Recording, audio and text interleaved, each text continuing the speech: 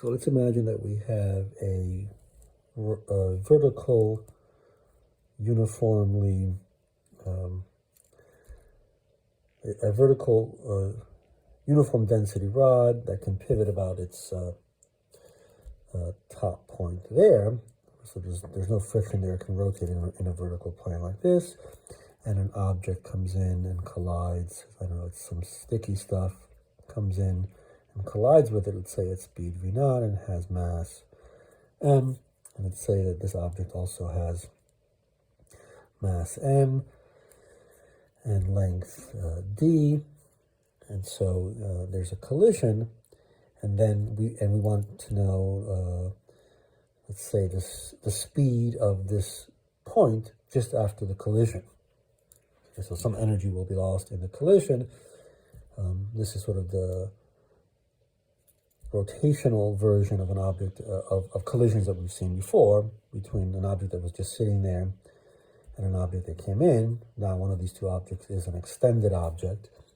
And so the first thing to notice is that there's an external force here. Well, there's also gravity in this case. So momentum is not conserved because there's clearly this external force here. And of course there's also gravity, but gravity acts at the center of mass and is downward. And so what we notice is that if we evaluate the angular momentum, so rather the torque about this point, then gravity is this way, and it's along that line with the r vector, so that doesn't provide a torque, right? Gravity is not, it's pulling the object away from the hinge, it's not producing a torque about that point. And of course, the force here, it's kind of normal force, is at that location, so it cannot produce a torque, sorry, about that point. So the total torque is zero about that point at the moment of the collision. Once the object starts to go up, of course, gravity is going to change its direction and it will produce a torque about that point. But right at the moment of collision here, the sum of the torques must be equal to zero, and so the angular momentum initially, just before and just after, call them initial and final, they must be the same. And so we have to find the angular momentum just before instead of equal to the angular momentum just after, and our angular speed will come into that, and we'll get our linear speed. But it's also important to notice that we have an extended object here. So what do we mean by the angular momentum of an extended object? Well, let's think about the angular momentum of this object about that point. So when the object is here, we know that it has angular momentum, which is m v naught times d, sine of the angle, right? The velocity is this way, the r vector is that way, that angle there is 90 degrees. So we have m v naught d, but we could also think of this as written in terms of angular quantities. So this is momentum and distance in terms of linear quantities, but we can see that if I can write this in terms of angular quantities, moment of inertia and angular speed, which looks like moment of inertia, all the mass, when the object is here, all the mass is here at a distance d from that point.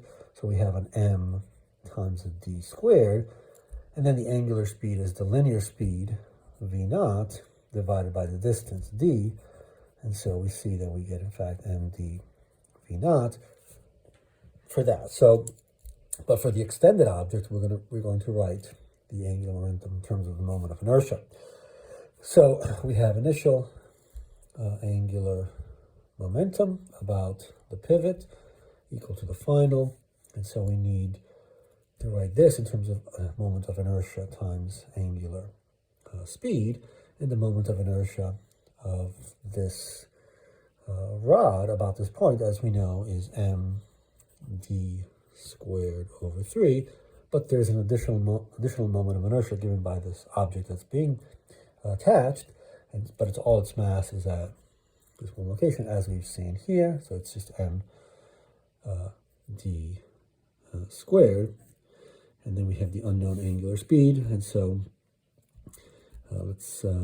we can pull out the mass. We have v naught d is equal to, we have d squared over 3 plus d squared. So that's 3 over 3, so that's 4/3 d squared omega. If I did that right, let's see, it looks okay. So the angular speed just after the collision is equal to 3/4 v naught over d. And so we want the linear speed of this point. So the lowest point is moving at a speed which is the angular speed times the length, which is d. So it's 3 v naught over 4d times d, which is 3 v naught over 4.